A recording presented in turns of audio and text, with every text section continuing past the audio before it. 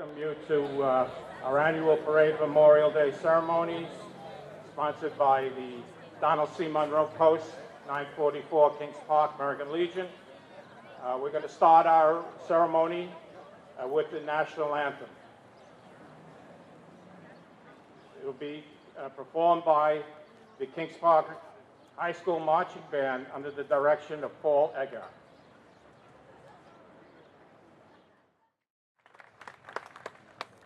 Our opening prayer will be given by the pastor of St. Joseph's Roman Catholic Church, Father Sean Gang.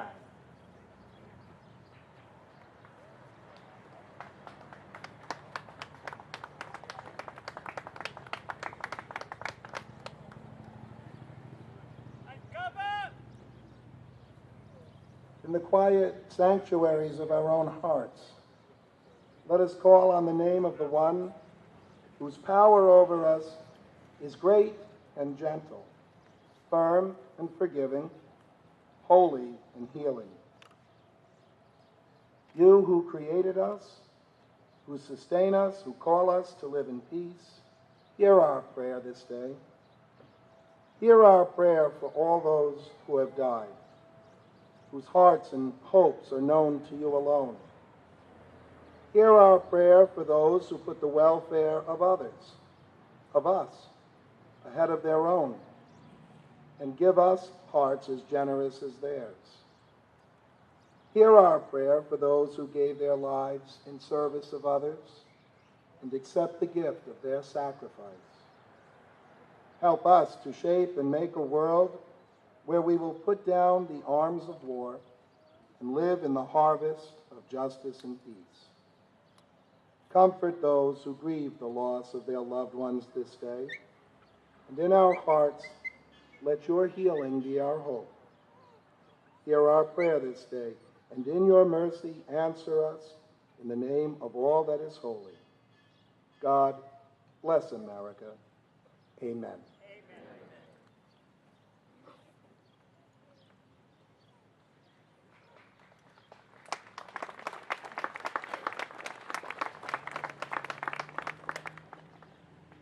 The flags that you see here in the plaza were donated by a coalition of local organizations, civic groups, student organizations, and businesses, coordinated by Mr. Kevin Johnston.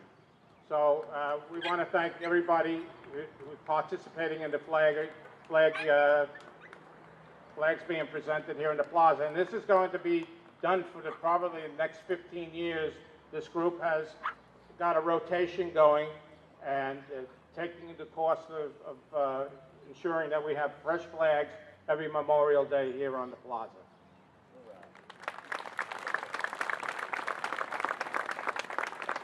Just want to give you a rundown of, we tend to forget that there are POWs and MIAs still unaccounted for. As far as the World War I is concerned, the combined POW MIAs were 7,470. World War II POWs were 124,079. Missing in action were 30,314. During the Cold War era, the POWs as classified, and the MIAs were 343.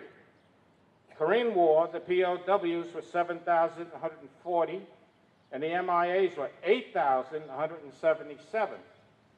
And during the Vietnam War, we had 766 POWs, and the MIAs were 1,817.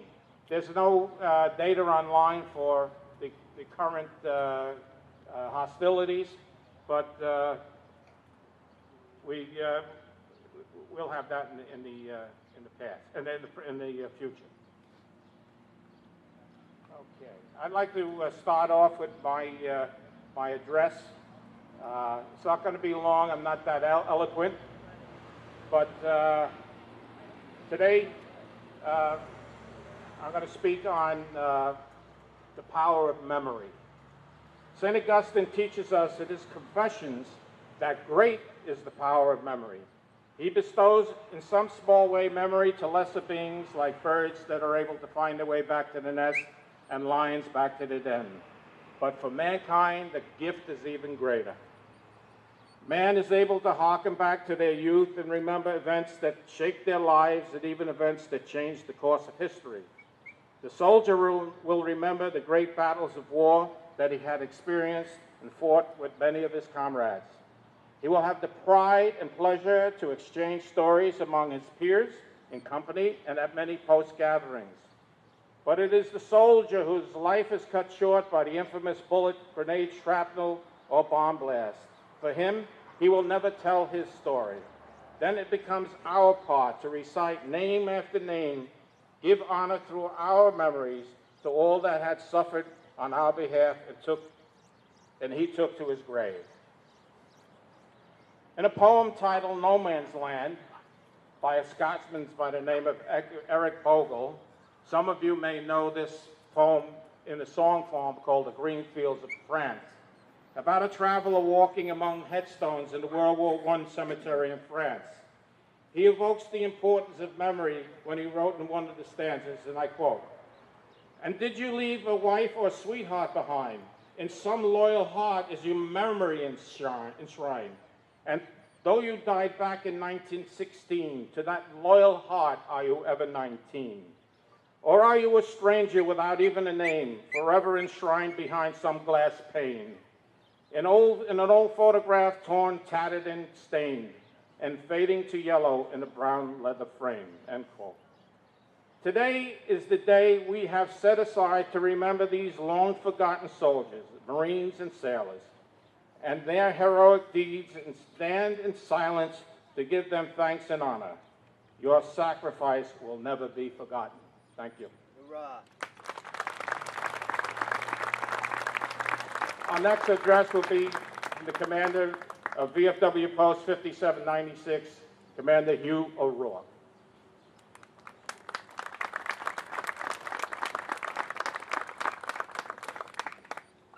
Thank you, Commander Dolan. I'd like to acknowledge our elected leaders here and to all of you, and acknowledge the presence of Boy Scout Troop and PAC 75, Kings Park High School, and William T. Rogers Band. Wonderful job. Round of applause.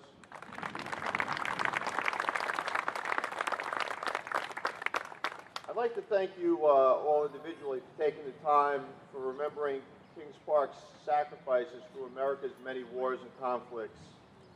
I'm an Air Force reservist, 26 years in now, hard to believe.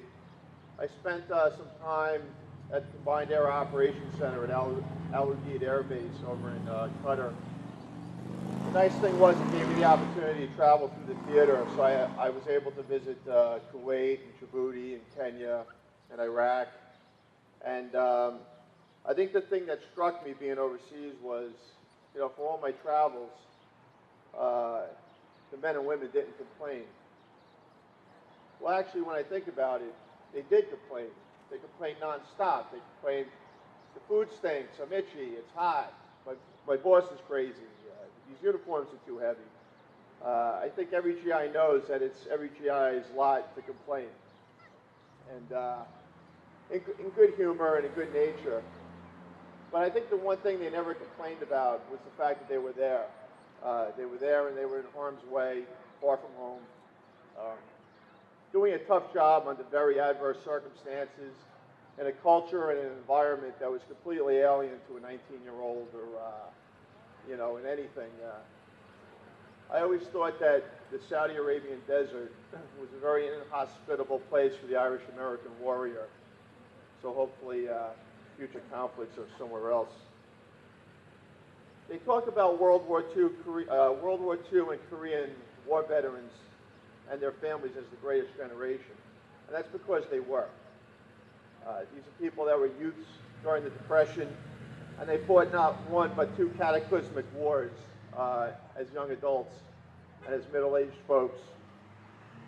I do like to believe, though, that a lot of what made them the greatest generation still runs through the veins of today's newest generation of soldiers, Marines, sailors, and Coast Guardsmen. So again, thank you for your time, and have a great Memorial Day. Thank you.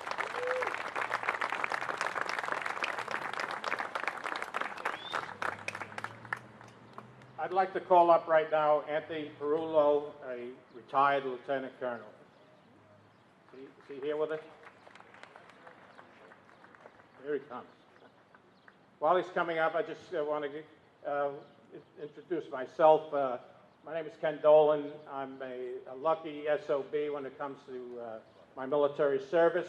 I did my active duty in the U.S. Army, and for some unknown reason, they didn't send me to Vietnam. They sent me to France.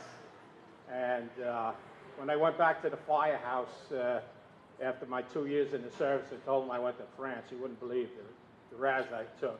But after that, I joined the U.S. Coast Guard Reserve. And with 34 years and 10 months of combined military service under my belt, I retired a Master Chief. And I'm very grateful for the Coast Guard for enduring me for all those years. Thank you very much.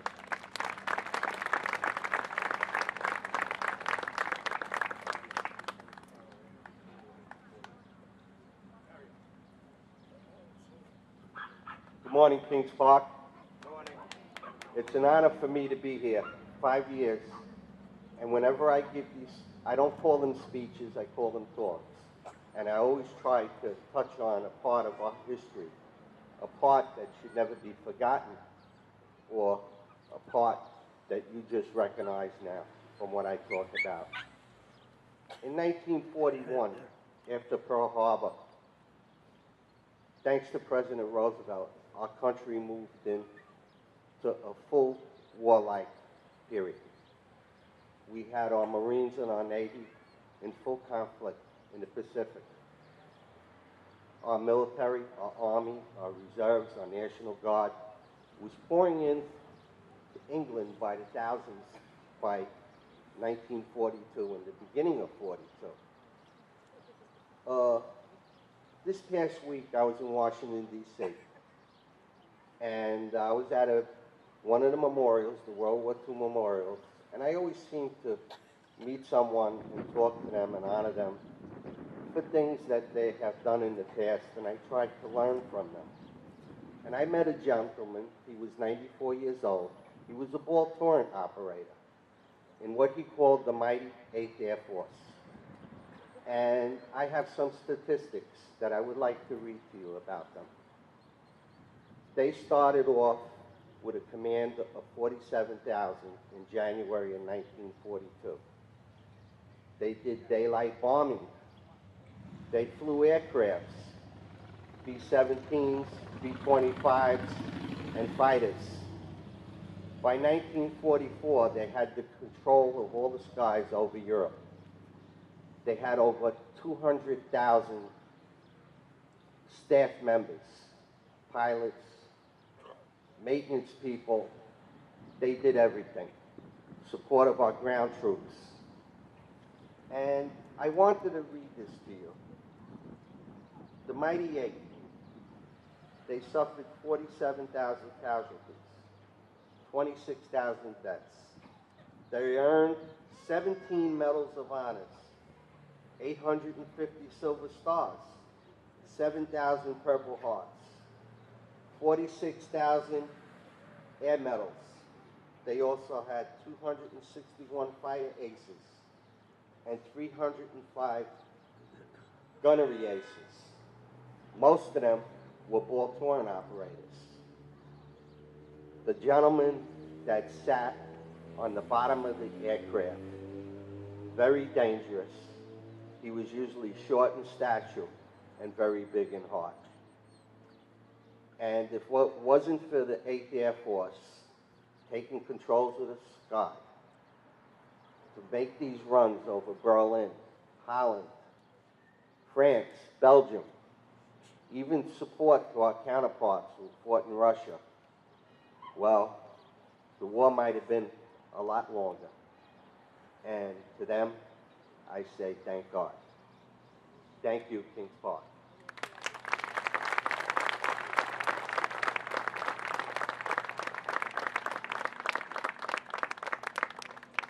I have the privilege of knowing one of those gunners. He's a fellow retired New York City firefighter, Seymour Shanker, and he's about 90 years old as well. and he's a fabulous individual, and he's the, believe it or not, the MC of the Brooklyn Queens Holy Name Society Communion Breakfast, and he's a Jewish man himself. At this time, I want to introduce our keynote speaker. His name is Joe Sledge. He's the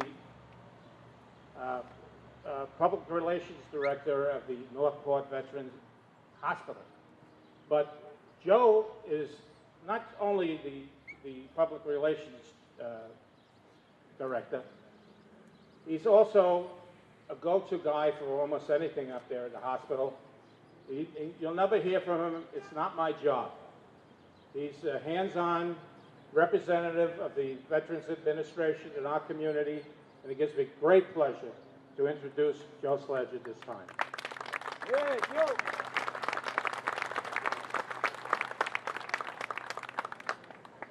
Good morning.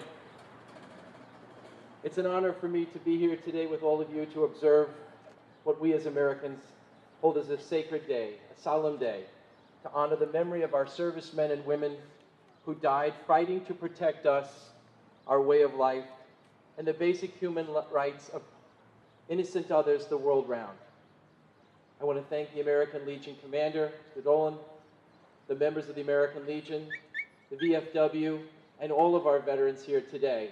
Could you raise your hand if you're a veteran, if you served our country in uniform? Let's let all of us acknowledge them.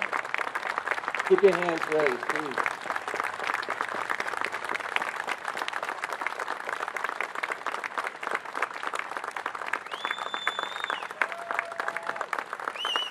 I know all of our veterans, and I myself am a peacetime U.S. Army veteran. I served 4 years during probably the most peaceful time in our history. Very proud of my service, but I don't in any way compare it to those who served, faced battle, and suffered the emotional, physical, psychological, and spiritual wounds of war. I also want to take a moment to recognize and express our deep sympathy to the Gold Star families among us today. And for you young people, if you don't know what a Gold Star family is, I encourage you to look it up. On Friday, we at Northport VA Medical Center marked the 1-year anniversary of the dedication of the War of Wars Memorial in the Vietnam Veterans Memorial Garden courtyard behind our chapel. The Wall of Wars and that entire courtyard are a gift from the Suffolk County chapter of the Vietnam Veterans of America and their friends. For those of you who have not seen it, I encourage you to come and visit. It's an amazing memorial comprised of 12 large black granite panels carefully etched with the images of America's fighting men and women, from the Revolutionary War to the global war on terrorism. At our observance at the Wall of Wars this past Friday, Mr. Darrell St. George, a Northport High School history teacher, was asked to give the reflection for Memorial Day. Mr. St. George was joined by members of Project Vets, a student and faculty organization he helped form to perform actions on behalf of our veterans and their families in the community. I have to say, without reservation, to know Darrell St. George, and he's not here, is to like him, is to admire him, and to want to be like him. He's an extraordinary man whose bravery is matched only by his profound sense of duty to his countrymen. You see, he left a very comfortable teaching position to enlist in the United States Navy in 2008. He trained as a corpsman. For those of you who don't know, someone who tends to the wounds of our servicemen in battle.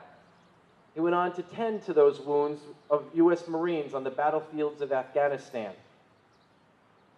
His father was a Marine in Vietnam. Both grandfathers served during World War II as Marines, and his great-grandfather served in World War I. St. George says that it was through their example that he found inspiration to enlist in the United States Navy during the war. He deployed to the battlefields of Afghanistan, and it was there, he says, he witnessed incredible acts of bravery, compassion, and honor in the face of unprecedented evil. He confided to all of us on Friday that it is difficult at times to make sense of it all, to understand why he is here and his friends are not. why some have returned with wounds of war, physical, psychological, spiritual, and he came home, and in his words, okay. Upon his honorable separation from active duty, St. George resumed his teaching position at Northport High.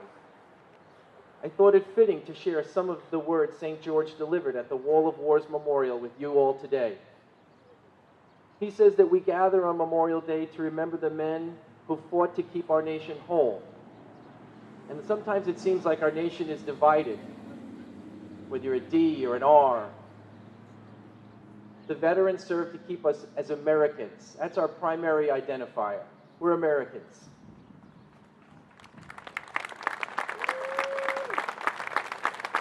He says that we gather to remember them who kept us whole. Those like his great-grandfather who went to France to ensure democracy would prevail during the Great War. Those like his grandfathers who were responsible for the defeat of fascism and the liberation of millions in Europe and Asia. Those like his father who fought the spread of communism in Korea and Vietnam. Those like St. George himself who, following the attacks on 9/11, served proudly in Afghanistan and Iraq. Today, he said, we come together as a nation and as a community to honor those who loved their country so much that they accepted death so that others could enjoy life. Noting that it was just 150 years ago, he reminds us that President Lincoln told the audience at Gettysburg that the struggle is not over. The task is not complete. That every man, woman, and child need to remember that from these honored dead, we take increased devotion to that cause for which they gave their last full measure of devotion. That we here highly resolve that these dead shall not have died in vain. St. George aptly states those words still resonate with us today, and I believe all of you here today at this Memorial Day observance agree. He says that the challenge has been made and the torch has been passed. That it is unequivocal that we have a solemn and sacred obligation to not only remember our fallen brothers and sisters, but to live meaningful, significant, and purpose-driven lives. And I direct this comment really to the young people here today. Let us ask ourselves today and always, have we earned this? Are we living good and decent lives? In St. George's prayer, closing his remarks, he said that he hopes that all of our lives contribute to the greater good. So just as our patriots in uniform sacrificed their lives for it. St. George, a man who served and sacrificed and suffered in ways only he and those who served in battle can really know, is not teaching us a new lesson. But it is a lesson worth repeating. He, like all of the veterans standing in our midst this morning, are telling us that if we really value the sacrifice of our military servicemen and women, especially the ultimate sacrifice, that we are duty-bound, all of us, to make the most of our lives, of our community, and of our nation. And since I know Darrell to be a man of sincere, deep faith, I suspect that he would tell us that our patriots are watching from above. So let's not disappoint them.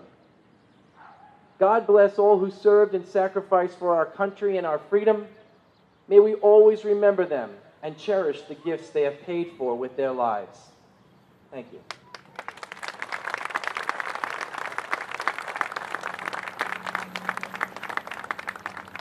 I'm calling up for an intercession prayer, Rabbi A from the Kings Park Jewish Center, and he's really late for his service. Today they're celebrating the bestowal of the Torah on the Jewish people by God and by extension to us all. Rabbi? Thank you, Commander. Good morning, Kings Park. Good morning, America. And for those of you who are celebrating the holiday of Shavuos, happy holiday. Commander, you spoke about the beautiful words from St. Augustus about the power of memory. we're going to have a service at 11 o'clock. It's called the Yisker service, remembering all our loved ones. And today we will have a special Yisker service commemorating all those heroes who gave their lives for freedom and peace. And I stand here today not only as a proud American, I stand here today also as a proud father. Two of my sons are cadets at the Civil Air Patrol, and it's a wonderful program, and I want you to look it up, all young men and boys and girls. It's a wonderful program that teaches you morals, loyalty, and builds your character. And they meet at the Northport Veterans Hospital once a week. So I'm proud that they serve our country as well. I just want to conclude with a prayer for peace. And as we remember those heroes, let us remember we could all be heroes to bring peace to the world. Oseh shalom b'mramav, v'yaseh shalom aleinu v'al kol Yisrael v'imru amen. May he who brings peace in heaven bring peace to us in the whole world. And let us say, Amen. Amen.